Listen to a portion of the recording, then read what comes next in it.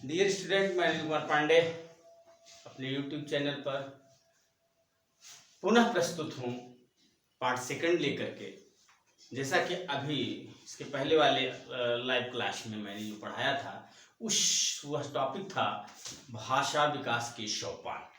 उसका part second यह जानना है इस पार्ट में कि भाषा विकास को प्रभावित करने वाले कारक कौन कौन से हैं।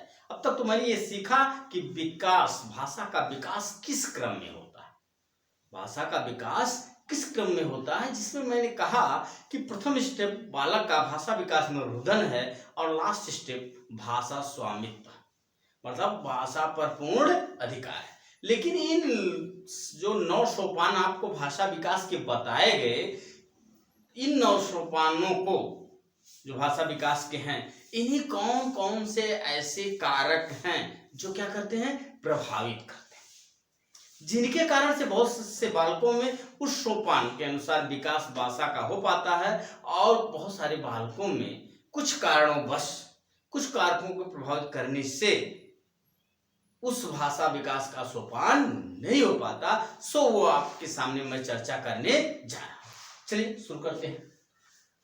तो भाषा विकास को प्रभावित करने वाले कारक यहाँ पर आप बोर्ड में देखेंगे तो कितने लिखे गए हैं, 6 कारक आपको प्रमुख रूप से बताए गए हैं जो प्रत्यक्ष रूप से भाषा विकास को या किसी भी विकास को प्रभावित करते ही। और भी हो सकते हैं, अन्य किताबों में और भी हो सकते हैं, लेकिन यहाँ मुख्य ये 6 तत्व हैं जो भाषा विकास को क्या करते हैं, प्रभावित करते हैं। तो क्रमशः मैं डियर स्टूडेंट्स आपको एक एक का विश्लेषण कर रहा हूं। नंबर 1 आता है आपका स्वास्थ्य। स्वास्थ्य जिसे अंग्रेजी में क्या कहते हैं, हेल्थ। स्वास्थ्य अंग्रेजी में क्या कहते हैं, हेल्थ। हेल्थ क्या करता है, कैसे प्रभावित करता है, किसको, बुद्धि। तो डियर स्टूडेंट मैं ये आपसे कहना चाहता हूं कि एक बालक जो स्वस्थ है, जो क्या हुआ है, जन्म लिया हुआ है स्वस्थ रूप से, जो शारीरिक रूप से एकदम स्वस्थ, शारीरिक मानसिक रूप से एकदम स्वस्थ वह बालक, और वह बालक जो शारीरिक और मानसिक रूप से स्वस्थ नहीं है, दोनों का भाषा विकास एक समान नहीं हो सकता। निश्चित रूप से जो बालक शारीरिक और मानसिक रूप से अस्वस्थ है उसका भाषा विकास उस गति में नहीं होगा, बहुत धीमी गति से होगा। जिसकी अपेक्षा मनोविज्ञान करता है उस गति से उसमें नहीं होगा, जो क्या होगा, मानसिक या शारीरिक रूप से अस्वस्थ होगा। अर्थात यह मान लिया जाए यदि कोई बालक, किसी बालक की दिमागी हालत ठीक नहीं है तो निश्चित रूप से उसका भाषा विकास देर से होगा, समय लगेगा, उसमें बहुत ही मंद गति से होगा, हो सकता है वो पूर्णता को भी न प्राप्त हो। तो इस तरह से एक महत्वपूर्ण कारक है स्वास्थ्य, जो भाषा विकास को क्या करता है, प्रभावित करता है। अर्थात जो बालक मानसिक और शारीरिक रूप से या अन्य रूप से स्वस्थ हैं उन बालकों का भाषा विकास अच्छे गति से होता है, तेज गति से होता है, जबकि जो बालक मानसिक और शारीरिक रूप से अस्वस्थ हैं उनका विकास बहुत ही मंद गति से होता है। अब दूसरा आता है Buddha. Buddha very important factor in development, language development. Intelligence is very important factor language development. Language development में बुद्धि एक महत्वपूर्ण फैक्टर है, तत्व है, जो भाषा विकास को क्या करता है, प्रभावित करता है। जिसकी बुद्धि लब्धि, उदाहरण के लिए जैसे एज एग्जाम्पल, जैसे यह कह लिया जाए जिन बालकों की बुद्धि लब्धि क्या होगी, कम होगी, IQ कम होगी, उन बालकों का भाषा विकास क्या होगा, धीमी गति से होगा, कम होगा, यहां तक भी हो सकता हो भी ना, बहुत ही कम हो। और जिन बालकों का बुद्धि लब्धि उच्च है उनका भाषा विकास बहुत तेजी से होता है, क्योंकि जिनकी बुद्धि लब्धि कम है वो, जो मैंने सोपान बताया था कि वो क्या करता है, हाव भाव प्रदर्शित करता है, शब्दकोश को बढ़ाता है, शब्द निर्माण करता है, शुद्ध उच्चारण करता है, उसके बाद भाषा पे स्वामित्व तो स्थापित करता है। जो वो स्टेप मैंने बताया था वो निश्चित रूप से कम बुद्धि रखने वाले बालकों में वो सारे स्टेप होने क्या हो जाएंगे, कठिन हो जाएंगे। अगर होंगे भी तो बहुत धीमी गति से होंगे। अतः कहा जा सकता है कि बुद्धि भी क्या करती है, भाषा विकास को प्रभावित करती। तीसरे नंबर पर आपका आता है यौन विभिन्नता। यौन विभिन्नता का मतलब लिंग विभिन्नता, जैसे महिला पुरुष, महिला और पुरुष। जैसे यह है कि पूर्वाग्रह है, पूर्वाग्रह था कि ऐसा माना जाता था कि महिलाओं में पुरुषों की अपेक्षा बुद्धिलब्धि क्या होती है, या भाषा विकास या अन्य प्रकार के विकास क्या होते हैं, कम होते हैं। जबकि मनोविज्ञान ने यह सिद्ध कर दिया कि ऐसा नहीं है। मनोविज्ञान ने लगभग यह सिद्ध कर दिया कि ऐसा नहीं है। फिर भी स्त्री पुरुष में जो अंतर होता है वह तो अंतर है। जैसे आपका ये यौन विभिन्नता, मैंने कहा कि ये जेंडर डिफरेंसेस से भी जो है क्या करता है, भाषा विकास को प्रभावित करता है।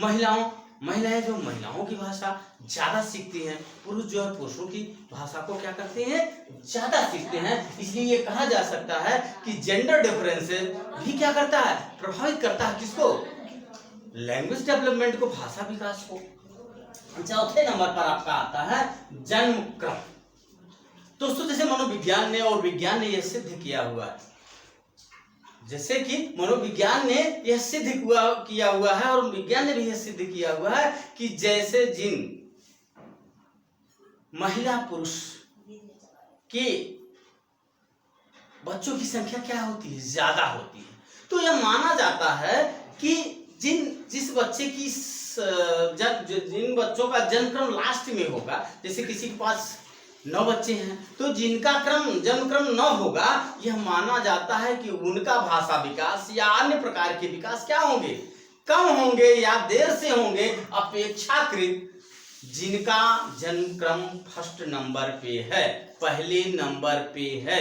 तो इस तरह से यह कहा जा सकता है कि जन्म क्रम भी क्या है, लैंग्वेज डेवलपमेंट को क्या करता है, प्रभावित करता है। अतः बर्थ ऑर्डर क्या करता है, इफेक्ट डालता है किस पर, लैंग्वेज डेवलपमेंट। उसके बाद फिर आता है यह बहुक्रम, बहुजन, मल्टी ऑर्डर।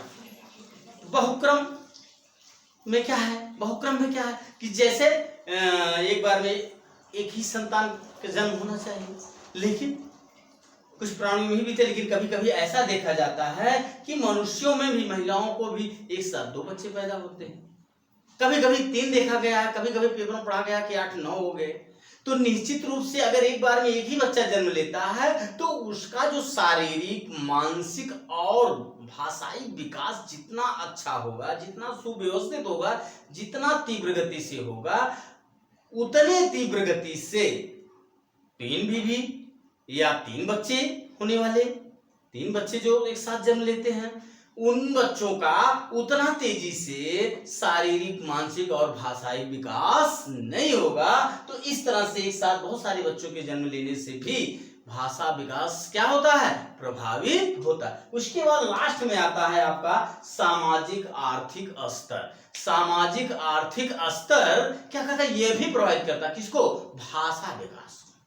मित्रों हम आपको बताना चाहते हैं, जब 1935 में मैकाले का विवरण पत्र आया था, जब 1935 में मैकाले का विवरण पत्र आया था और जिसमें उसने क्या किया, ये फिल्ट्रेशन थ्योरी को दिया था। किसको दिया था, फिल्ट्रेशन थ्योरी को दिया था, चनाई सिद्धांत को प्रतिपादित किया था। और उसमें से कहा था कि बहुत सारे लोगों को शिक्षित करने से अच्छा है कि कम से कम लोगों को शिक्षित किया जाए और उन कम से कम लोगों से बहुत सारे लोग शिक्षित हो जाएंगे। अर्थात उनके कहने का मतलब था कि अगर बड़े लोगों को, जिनकी संख्या कम है वो बड़े लोग हैं, और वो बड़े लोगों को अगर शिक्षित कर दिया जाए तो जो गरीब लोग हैं उनके यहाँ रह करके भी धीरे धीरे क्या हो जाएंगे, शिक्षित हो जाएंगे। सरकार को अलग से कोई क्या करना होगा, प्रयास ही करना होगा।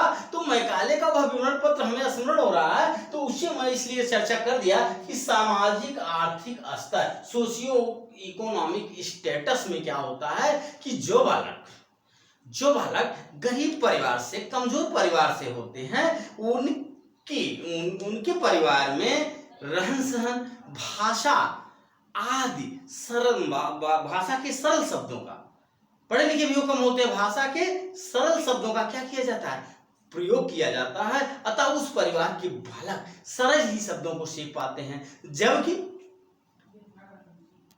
जो क्या है socio economic status high level पे हैं, उन्हें क्या किया जाता है, उस परिवार के बच्चे, उस परिवार के लोग जो है क्लिष्ट शब्दों का उच्चारण या क्लिष्ट शब्दों का बार बार प्रयोग अपने परिवार में करते हैं। सो वहां के बच्चे अपेक्षाकृत गरीब बच्चों, परिवार के बच्चों से क्लिष्ट शब्दों को वहां के बच्चे क्या करते हैं, सीखते हैं। अतः यह भी एक फैक्टर है कि सामाजिक आर्थिक स्तर भी किसको प्रभावित करता है, भाषा विकास को। तो डियर स्टूडेंट, फिर मिलेंगे, नमस्कार।